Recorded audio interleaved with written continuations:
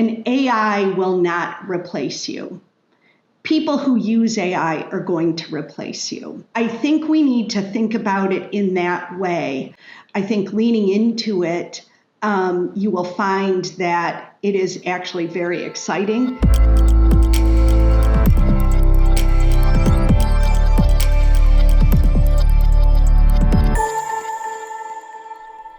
Hello, everyone. Welcome to LED. This is Leadership with Ed. I'm Ed McGill, co-founder and partner of McGill Junkie Wealth Management. And, in today's show, as leaders, working in a world increasingly shaped by technology, there are some leaders starting to wonder, maybe quietly, if we're even still necessary. And then, if so, for how long? So we can just add that to the list of fears that leaders have as we go forward. But in my experience, technology doesn't replace leaders. Irrelevance does. And so we're going to spend some time talking today with one of the best leaders and technology experts that I know. We have Kathy Kay on here from Principal Financial Group, who's Chief Information Officer. But first, before we get to Kathy, just wanted to thank everyone for joining us. Both on 3, Spotify, Apple Music, and YouTube. It's been a great run that we've been having, so make sure you like, comment, share, do all those things that I'm required to say on that so that we can make sure people get out to hear the word. And every other Wednesday, bright and early, new episodes are dropping. So, Kathy, welcome to LED. Thanks, Ed. Thanks for having me, and Happy New Year to you. Yeah, same to you. This is going to be fun. You're one of my favorite people to talk to. And some people, if they've already Googled or know, you grew up in that tough city of Detroit. So That's that means right. You're a tough Detroitian. But when I think of Detroit, it's interesting because, not only was there this tremendous loss of jobs and things that happened, but, also a loss of identity, what Detroit was known for. Now we're starting to see some of that come back. But I'm curious for you, what do leaders underestimate about the loss of identity and how that may affect them? So maybe talk, some on just Detroit in general and just, losing identity. Yeah, and I think about identity in 2 ways. Your identity as a leader and who you want to be, who you aspire to be, but also the identity of a business, or in this case, in Detroit itself. And I do think sometimes there is an underestimation of the importance of making sure you are living like the values, understanding and being aligned to who you really are. So like as a company or a city, what are you known for? What do your citizens or your customers value in the company that you're in or in the city that you're in? And are you doing all of the things that you should be doing to make sure that you are protecting that? So brand is really important. I think it has been underestimated, the importance of making sure your brand is well known, be it either a city or a company. And I think Detroit struggled for a while with losing sight of what the city was valued for, what the city wasn't valued for, and protecting those things that were the most valuable. And, you saw what happened. People moved out, companies moved out. I think if you don't pay attention, that a city could lose so much of who they were. I see that potentially happening in San Francisco with the tech companies, right? You see them pulling out because San Francisco might be losing some of what they're known for and who was enabling that to happen. And I think that also happened in Detroit. While there was a love-hate relationship with the automotives were literally fueling the city. And there was a loss in sight, I think, appreciation for the impact that they really had on the city. Ooh, I like that, though, a lost appreciation. And I also think when you talk about, lost identity or not realizing how important the brand and identity is, we saw some companies in 2025, Cracker Barrel and others just really missed the mark and hit the brand. And I had read in one of your articles when they're talking about your background, you said when you came to Principal, you had never seen a company that took care of or championed their employees the way that Principal did. And you saw that right away. Like, was that evident during the interview process or just once you were there, or was it accelerated once you were there at Principal? Because I thought that was an interesting comment. A commitment to employees is what you had said that you had not seen at that level. So in the interviews, I will say, you as you're interviewing with a new company, you sometimes worry that who you're seeing in the interview might not be who you're really going to be working with, right? Yep. And I think it was very evident in the interviews that who I would have the opportunity to work with were really who I was seeing. And I could validate that in doing my, sort of fact checking on Principal and the leaders. And it was really evident, especially talking to Dan Houston at the time when he was CEO, seeing the commitment that Principal has to their communities, to their employees. And you could see all kinds of things, available in the public that really show that. And so when I joined, and it was in the pandemic, we were 100% remote at the time. It really just the way people welcomed me, the help that I received, just the treatment that I got, and our focus on how we were making sure as a company that we were serving our customers well and really making sure that our employees were safe and were able to do their best work as well. It was truly inspirational. And I have not seen that at this level at other companies. So that's awesome. And I'm sure that comes across when Kathy's interviewing other great professionals to join Principal to say, yep, here's what it's going to look like. Here's what it's going to feel like. And that is an example of branding and identity. And when we think about your career, Kathy, now we'll go back when you were younger.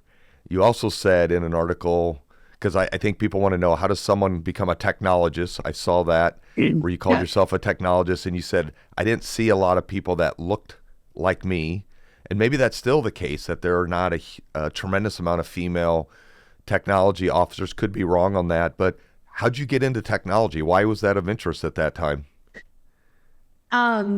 So I'll start by saying I would not recommend doing it the way I did. But I went to college. So as you know, Ed, I grew up in the city of Detroit. My family did not have a lot of money. I was able to earn a full ride scholarship to college. And so in college, originally, I aspired to be a doctor. And so I was in pre-med. In my first semester, I realized I hated biology. And when you look at the pre-med, sort of list of classes that you have to take, I swear there were 50% of them that were biology related. Yep. I knew I had to change career, or, I had to think of something different. This is where I say, don't necessarily do what I did, but I looked at what was paying well and said, computer IT jobs are paying well. I'm going to take a computer science class. I would not recommend chasing money. However, what I did learn, though, is I really enjoyed computer science. So after I took my first class, I love math, I love science, I love logic. And so computer science just, after one or two classes, I loved it. And the rest is history. I went into computer jobs and have loved it ever since. Oh, that's fun to hear, and being a mentor and a groundbreaker for so many. And, when you think of technology, I think about, when does it stop becoming a tool and just reshape how people, feel about their own worth? I mean, technology is replacing people. It can do some things, but how are you viewing technology today? So I do want to correct you, Ed. You Yes. said technology is replacing people, and I want to. I said challenge people can that. perceive that. Or I maybe didn't say that. People That's can what I should have said. Yes. Okay. Because I love Jensen Huang's quote. He's the CEO of NVIDIA, that an AI will not replace you. People who use AI are going to replace you. And so I think we need to think about it in that way. I think you should not be afraid of technology. The more you use it, first of all, I think it's hard to do any job anymore without using technology in some way. But from an AI perspective, especially given the impact it is having on the world, I think leaning into it, you will find that it is actually very exciting. It's way easier to use than you would imagine. And you could do amazing things with it. And it is not going to replace you. What it's going to enable you to do is the best work you've probably ever done in your life, I think. And so I would say lean into it. But I know it does scare people. I think early on, as ChatGPT came out, there was a lot of naysayers and a lot of people throwing concerns, and they're valid concerns, which is why you should have governance and understand things that could go wrong and make sure you have controls and guidelines for people to use it effectively and ethically. But I think it is just, I think companies who don't lean in, people who don't lean into using AI will be replaced by companies that are leaning into AI and people who are leaning into AI and technologies. So you don't feel leaders would fear the tools they approve or fear like an AI agent could actually replace them? Like they wouldn't stymie or shouldn't be stymieing technology and growth, but embracing it, because if you embrace it and understand it and can implement it, there's always still going to be the people element. Is that a decent way of saying that? Yes. And if you talk to any of like truly the AI gurus, they will say the same thing. Humans will still be needed. There are things that humans can do that a machine for many years will never be able to do. Machines are never going to feel an emotion. There are complicated things that our brains that can process that a machine will never be able to do, or at least for a long, long time. But I will say probably never. And so given that, if you think about what gets in our way as a person in any role of being able to have the time to focus on those hardest problems, it's usually a lot of the more mundane, repetitive kinds of things. And so if you could have an agent or an AI doing that for you, think about the things you could really focus on and the ways you could really solve these hard problems that you can never attack before because either you didn't have the time or there wasn't a technology that could help you do that. And I think that's how I think about it. That's how we think about it here, are giving people the opportunity to work on much harder problems that we don't solve or that we haven't been able to solve because they've been burdened with doing these other things that we could have AIs and agents do. So what you just said there was, well, the way I heard that is a leader could actually become exponentially better because of AI, because they will actually have the time now to do those one-on-one development meetings, to think strategically, to say, where are we really going? Whereas right now they may block something out in their calendar and say, great, on Fridays from 1 to 3, I'm going to think strategically. But then when 1 o'clock comes, there's still like 15 to-dos and like, well, I just got to clean those up. Otherwise the weekend's going to be a mess. And so it should elevate leaders is what you were saying. Yeah, I always say I want humans to become superhumans by leveraging AI, right? And so that's how I think about it. How do we enable ourselves to become superhuman by leveraging these things? The other thing I would say is if I think about my job and if it could be totally replaced by AI, why wouldn't I want that to happen so that I could do much cooler things that a machine couldn't do? it gives you a whole new opportunity. And so I think, you think about it more as an opportunity than something to be afraid of. Oh, I love that. And I think leaders will think of it that way, of just an opportunity. And you'd mentioned coming to principal during COVID. And so you had really this kind of aha of radical transparency where you had open Zoom meetings, coffee with Kathy. And I think maybe it was Still? Okay, well, tell us about that. So you get there at principal, I think it's maybe like May of 2000. You have 1,000 people reporting to you approximately. Is that ballpark in that area? Yes, at the time. Yes, I have more now, but yes. Okay. How did coffee with Kathy happen? And then after you tell that, I want to dig into some of the bigger ones like, oh, shoot, I can't believe they asked that, or how do I handle this, or et cetera. But tell us a little bit about how you bonded with your team. So... Yeah, as you said, we were 100% remote at the time, and I love to interact with my team. So I like to walk around. I like to talk to people. I like to see how they're working, get input, and there wasn't a way to do that casually during that time because, of course, there's no one. We weren't in the office. There's no one there, and you're not there. Yep. I forget who thought of the idea, but we just thought, what if I just open a Teams meeting? Anybody from my team can join, and any question can be asked. And it was a way to get to know each other. And it ended up being, and still is at times, a really great support.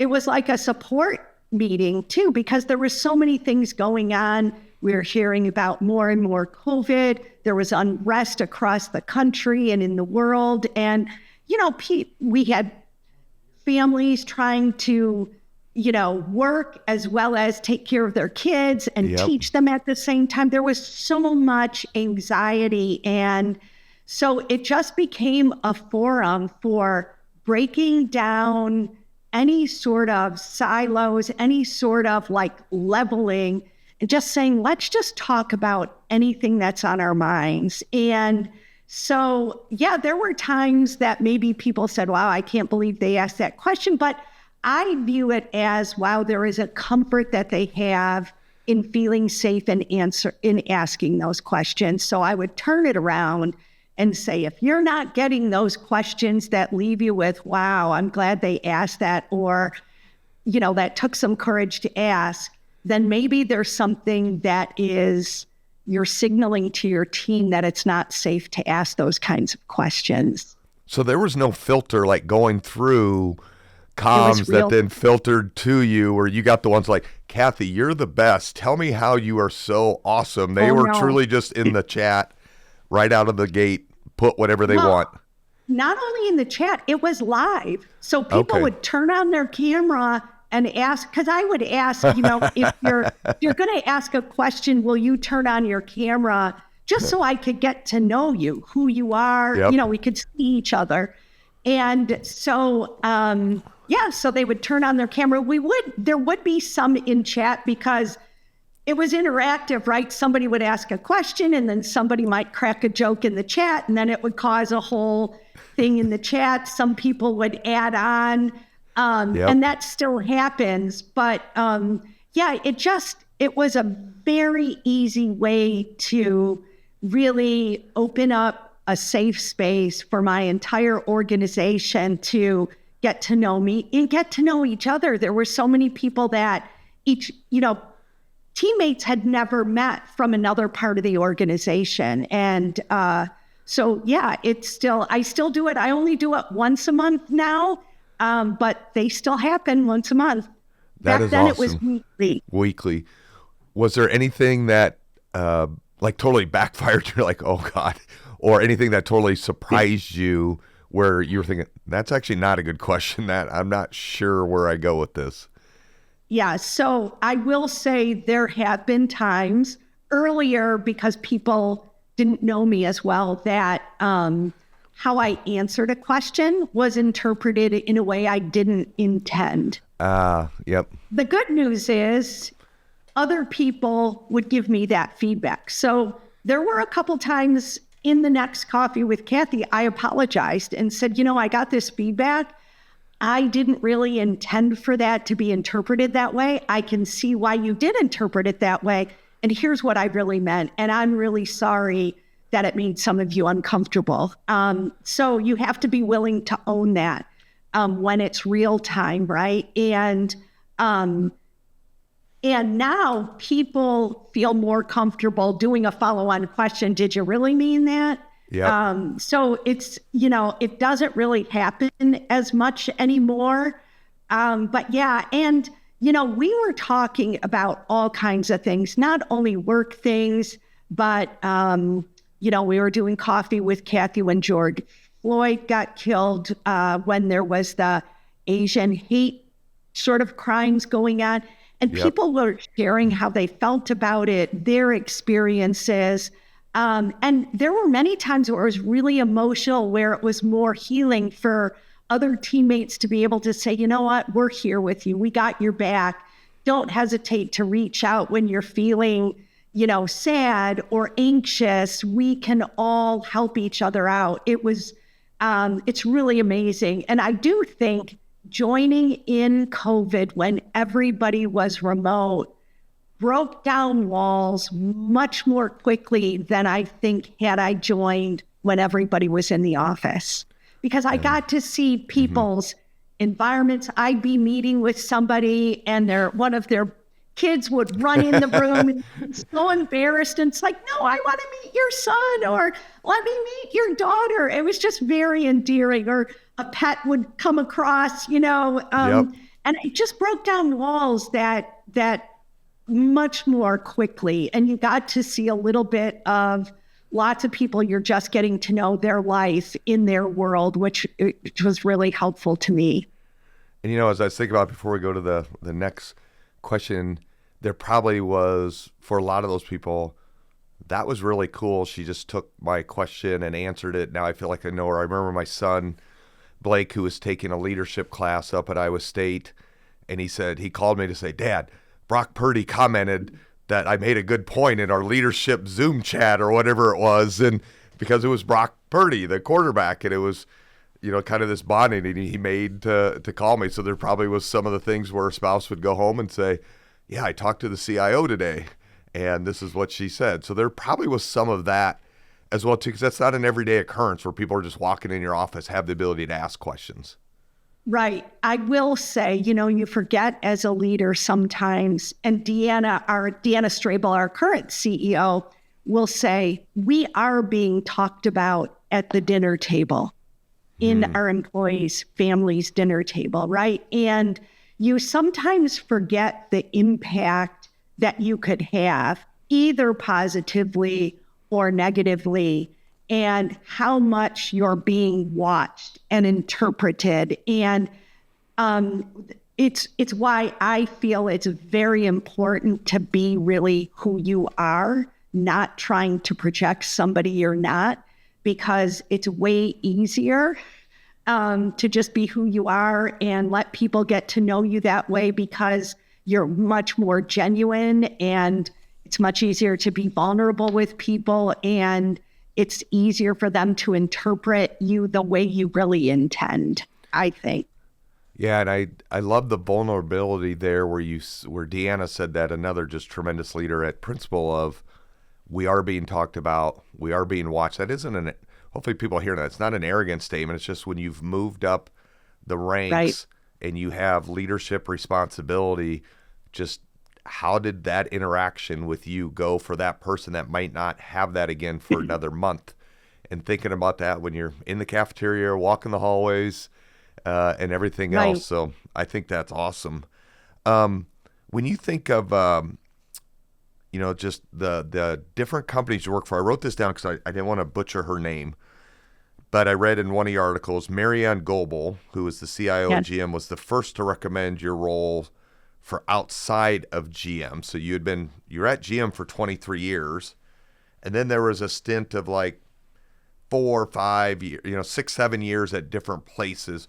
What was kind of thought process from Marianne, and then your thought process, and did maybe if someone is there for 5 or 6 years, can they really see the consequences of their decisions or things that they put into place? Did you ever have regrets, or you left because, well, this isn't going to end well, I better get out of here before this falls apart? But maybe talk about Mary Ann's role in you and why she felt it was important to get different industries. And I'm sure everyone's going to say, well, Ed's going to ask her, how did that help in, at Principal, all the successes? But maybe what are some of the negatives of executives that have moved between sectors? Yeah. I'll start by saying, if I looked back even 20 years back when I was at GM, I would have never imagined I would have changed companies, right? I was very happy at GM. And then by the way, people, Kathy created OnStar for... I did not create OnStar. Yes. I worked at OnStar when it was more of a startup, but... But it sounds cooler to say that Kathy, it was almost named Kathy to begin with, and they changed it to OnStar. That's not true. Okay. Well, you were getting a lot of cool things. There's her being authentic, so she's not going to let it be... But. There were a lot of smart people at OnStar doing amazing things, and I happened to be lucky enough to work there for 3 years when a lot of cool safety features were invented. So I'm really proud of the work that was done. But no, I did not invent OnStar. However, Mary Ann was actually the one who recommended me to go to OnStar, and at the time, OnStar was a separate company from GM. Okay. And so there was a little bit of apprehension of, gosh, I'm leaving the mothership. And OnStar had this reputation of being, it is a startup. It is long, grueling hours. It is a pace that is something that you have to be willing to live up to. And when I interviewed with the president of OnStar at the time, his name is Chet Huber. If he watches this, I hope he remembers this. But he said when he was interviewing me, Kathy, you're from GM and you've worked at GM a long time. I'm not sure you're going to be able to be fast enough here. And I said, well, it'll be for me to prove that, right? And there was a time when my team was starting to build so quickly, we were being held up by the business side. And I was able to walk into his office and say, remember when you questioned, would we be fast enough? Well, guess what? We're being held up by the business side. And it was really fun. But she encouraged me to go there. And then as she moved to she was at DHL Express at the time. A search firm came to her. There was a bank, Comerica Bank, looking for a new leader, and she recommended me. And I talked to her. I really trust her. I still talk to her to this day. She is a wonderful advocate and supporter for me. But she had said, it does help to get other perspectives. And I knew when I was at OnStar that I didn't know that I really wanted to go back to GM. And so I talked to Comerica. I really loved the people that I interviewed with. And it was a bigger responsibility. So I would learn a new industry. I would grow. And so that started my move. And from then on, I never went into a company thinking, oh, I'm just going to stay a short time and, move on to the next. It was other opportunities that came to me that caused me to say, okay, I'm gonna take on this new role. That's interesting. What is the length of time if you're a CIO that you need to be somewhere to really have an impact? Does that make sense? I'm just trying to picture. Yeah. So I forget, I haven't looked at this recently, but I do believe the average lifespan of a CIO at a company is 5 years, around 5 years. Yeah. Now, again, I don't know that CIOs go in saying, I'm just going to stay 5 years or not, but I do think 5 years does show some of the work you're recommending is actually getting in place and taking off. Okay. I've never left a company thinking, oh my God, my stuff isn't going to pan out. I better get out while the getting's good. That's not happened to me. Because again, if you're working with the mindset that you're here for the long run, and you're listening to your team and all the smarter people you have around you, you're going to make great decisions that will benefit the long-term, well-being of a company. Yeah. I will say, though, that with AI, you're making much quicker decisions on technology or applications that are going to have a much shorter lifespan. And so I think the risk is much less when you can do these things that have a shorter lifespan. They cost a lot less. It's not an ERP that you have to invest in that'll be here for 20 years or something. So I think there's a lot easier ability now to test things quickly and get feedback to see if it's going to pan out. That's actually really interesting, because if you think of, like you said, your OnStar days, and then we'll talk a little bit about PG&E, but you got this huge, kind of utility, type company. And then at Principal, probably 150 plus year financial institution that has legacy systems and different pieces. What you just said there, maybe even at Principal, are you able on the IT side to still operate at a very fast rate? And then, but you got a lot of legacy systems that are hard. How have you been able to navigate, that type of situation?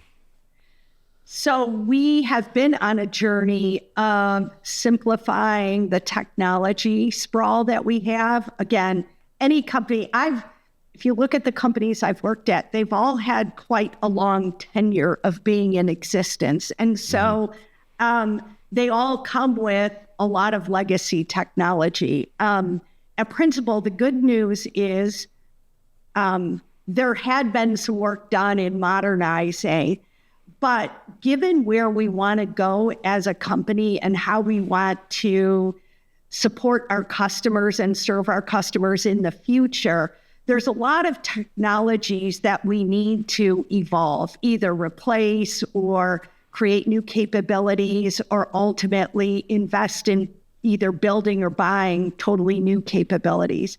And so when that happens, you have to be willing to let go of the old stuff, because it adds complexity, and complexity will slow technologists' ability to build quickly down.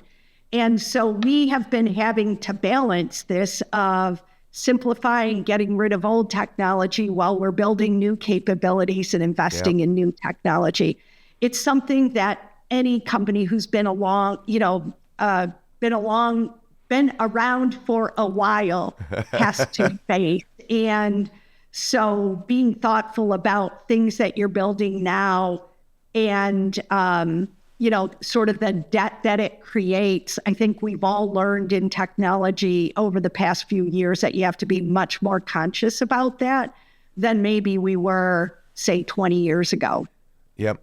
And it sounds like just a fun environment. When I think of, old, history, what did you learn leadership-wise while at PG&E? Because obviously some tough things were happening.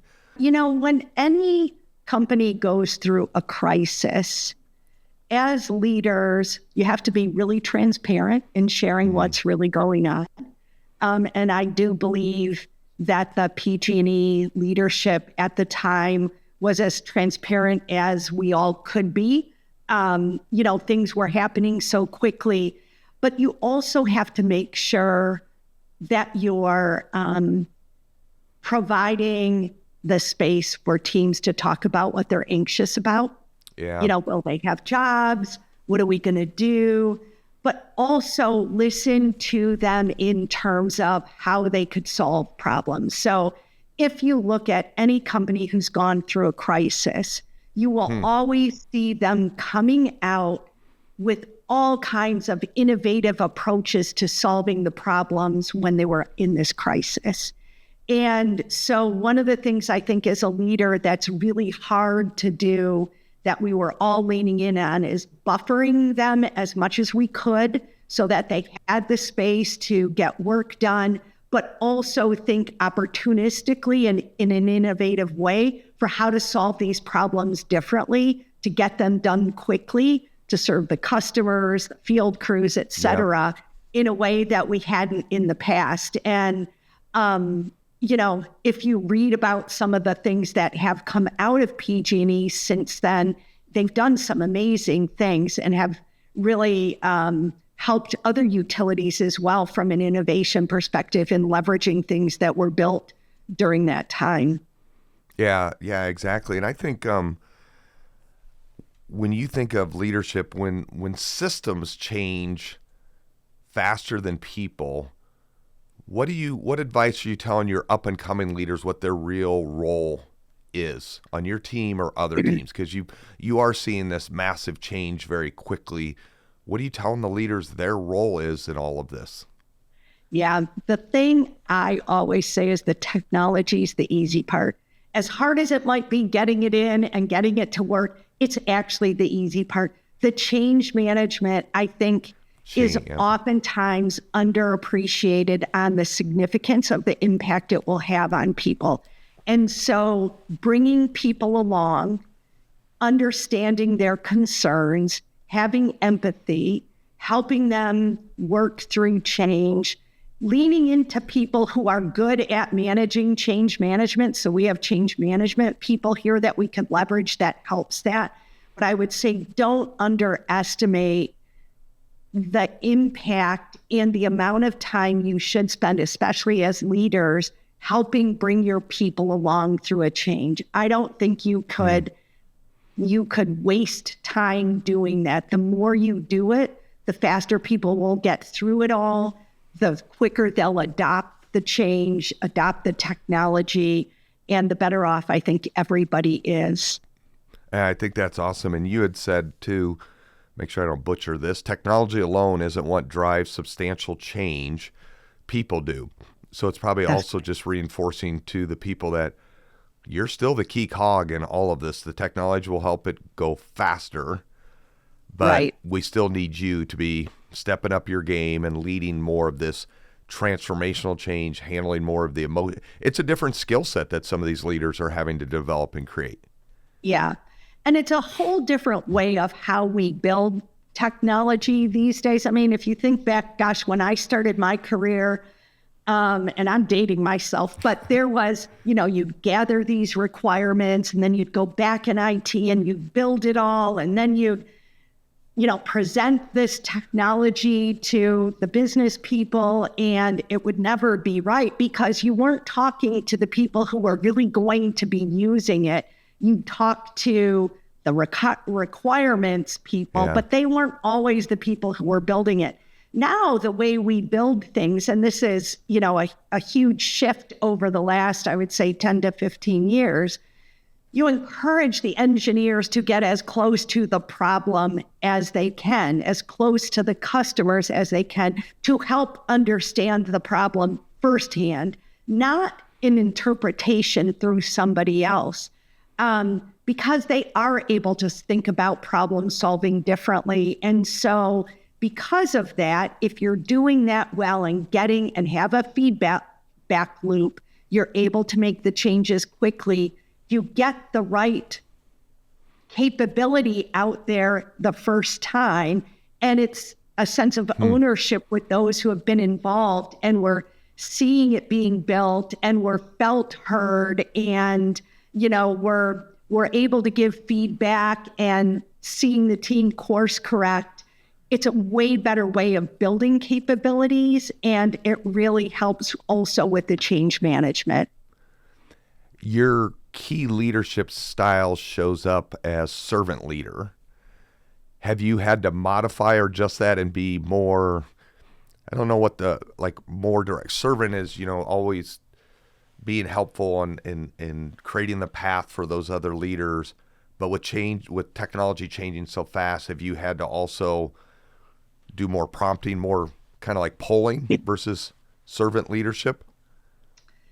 Yeah, I think, being in technology most of my career, I think that's always an ongoing thing of encouraging your teams to, not get stale, to not get married to one technology, because there is going to be something that's going to replace it, to make sure, you're continuously learning. I will say Principal encourages that so well here. And our teams are just really good at leaning in and learning things with a passion. And so we're really lucky with that. But yeah, I think there's times where you do have to prod. I will say from an AI perspective, Deanna is really good about doing that. Like, she will ask in a meeting, how have you used AI recently? What have you learned? And just saying some of those things is just a way to say, this is really important. Lean into it, make time to learn. Yep. Versus having to be directive, like thou shalt do this, or it's never going to work that way, I think. But again, and role modeling it, right? Like, if I'm not willing to use AI and talk about things that I've learned, then why should anybody else do that? Well, as we wrap up, for me, I'm always enthusiastic, positive, always excited about growth and change and where people can go. I'm going to give you the last word, because you said so many things that should alleviate some of the fears that could come from this fast-paced world of technology and not replacement. So if you were to end with this positive message for the leaders out there of embracing AI and what it can do to enhance your career, maybe just restate that one more time, because I thought that was so powerful at just different points of how cool it can be to create, I don't know if you said superhuman or super employee. You said it early. But how do maybe end us on that positive note. Sure. So I would say, think about it again. There's so many things you can automate out of a company. If you value your people the most, which we do, you want to protect them. You want to give them these opportunities to solve the hardest problems, right? And so leaning into AI to build agents and AIs that can do the mundane, repetitive work that our employees don't even like doing, so that you could free up the time to solve the hard problems. The same with yourself. Lean into AI. There are so many time-saving things that I have done by leveraging different AI capabilities that have enabled me to do all kinds of other things that I didn't have time to do in the past. And so it also gives you the idea to think about the art of the possible. Is there a process that you've been wanting to get after for a long time? Lean into it and encourage teams to think about it. So I would say the opportunities are wide and can have a huge impact, and don't shy away from it. You're actually using it every day. If you're Googling, I think for the most part, it's Gemini behind the scenes anymore. So you're using AI every day already.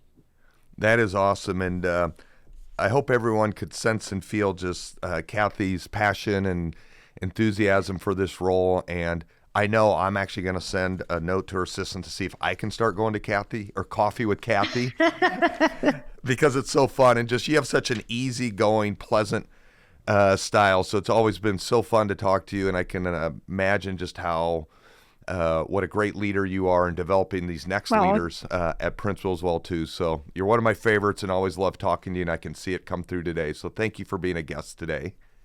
Thanks so much for having me, Ed. It was a pleasure.